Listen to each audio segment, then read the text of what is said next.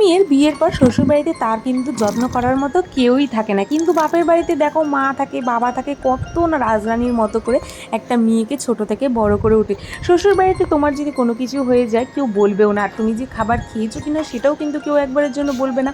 যত্ন করতে হলে নিজেকেই করতে হবে, কিন্তু বাপের বাড়িতে একদমই কিন্তু উল্টো।